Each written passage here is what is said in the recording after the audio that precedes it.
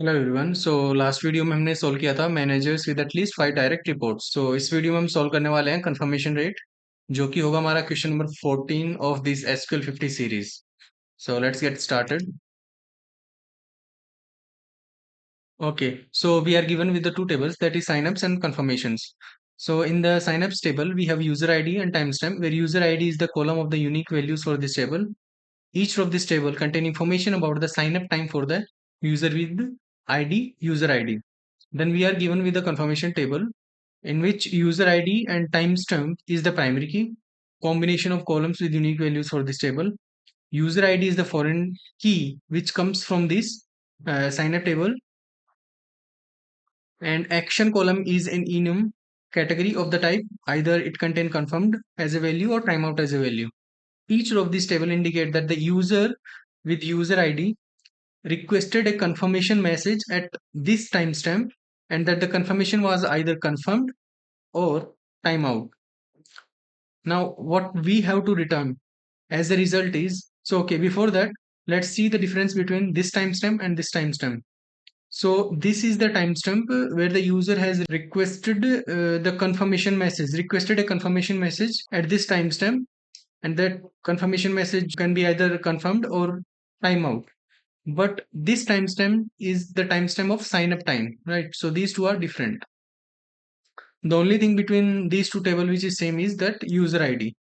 Okay, and in this table, user ID is a foreign key which comes from this signups table, and user ID and timestamp is the combined. This is the group key, group primary key. Now, what we have to return is the confirmation rate of the user. That is the number of confirmed message divided by total number of requested confirmation message.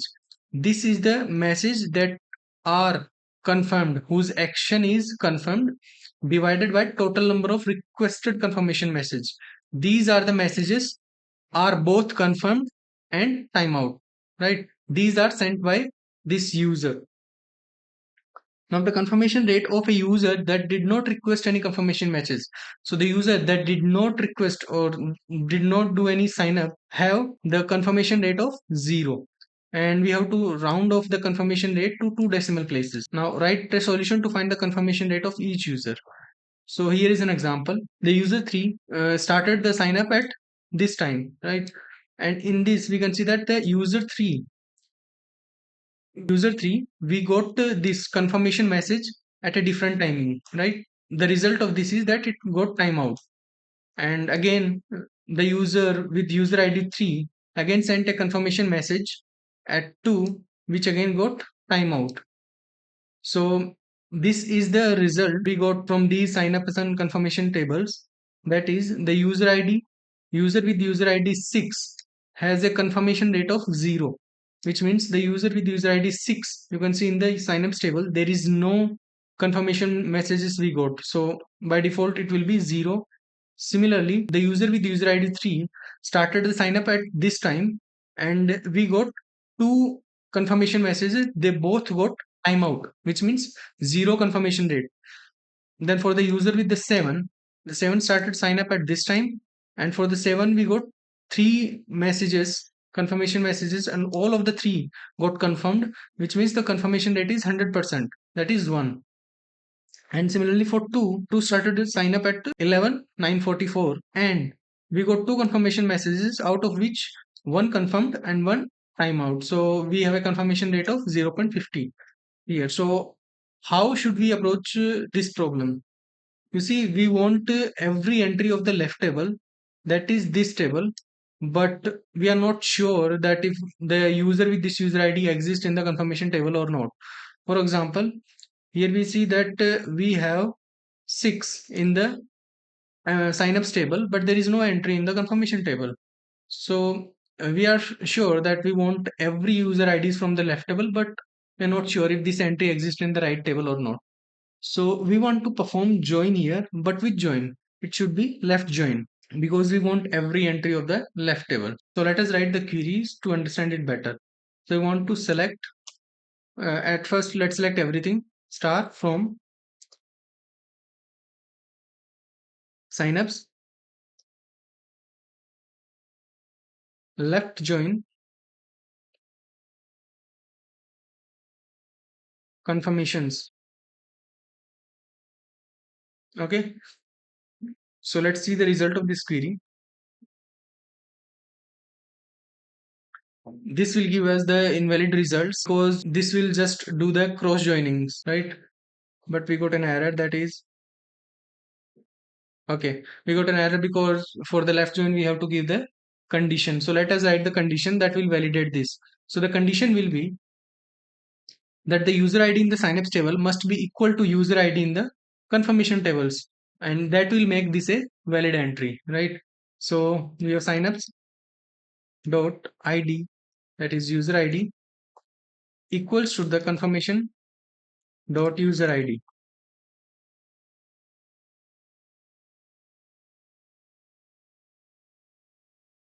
So you see the result set. This is the user. We have same user ID on the left and the right table. So this is a valid entry. So user with user ID 3 started sign up at this time, and we got one confirmation message which got timed out.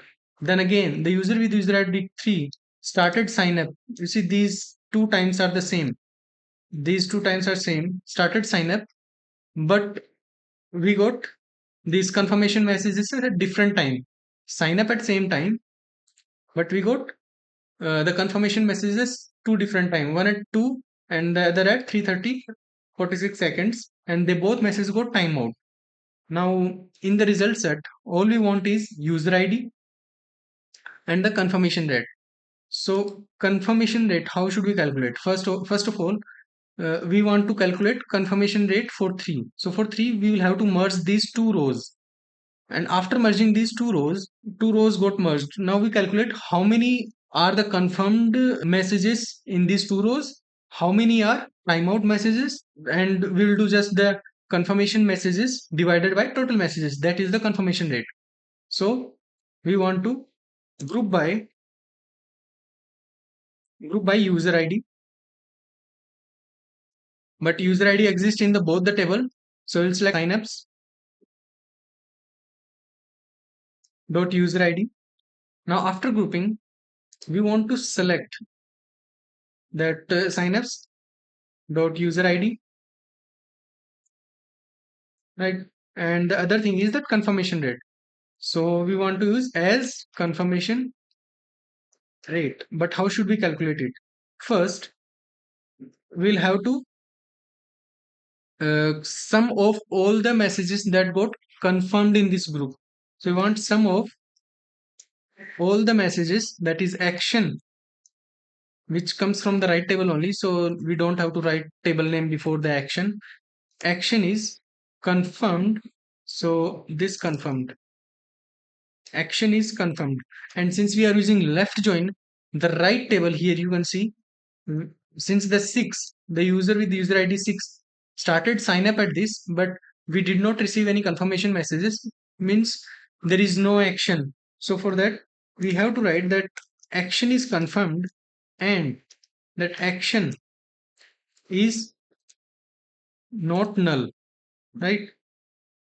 So here we got all the actions that are confirmed and not null.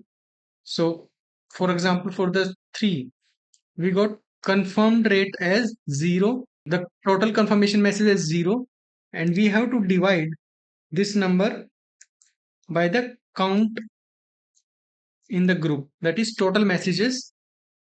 And if we now run the query, we will get partially correct answer because one thing is left.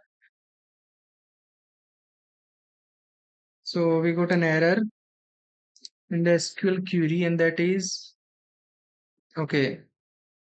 We have written this as before this, so we have to write it before the aliases.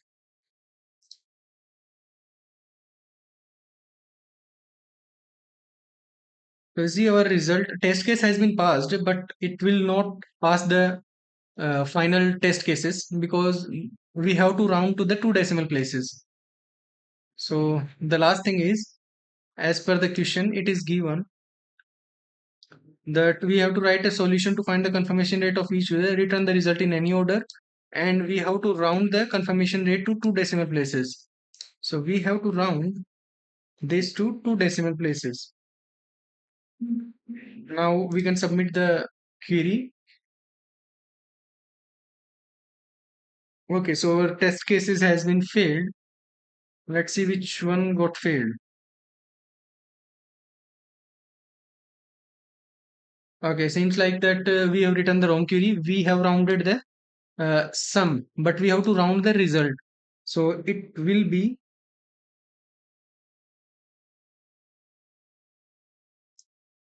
this one, right? We do sum, we divide with the count, and then we round the results. So I'll submit it now.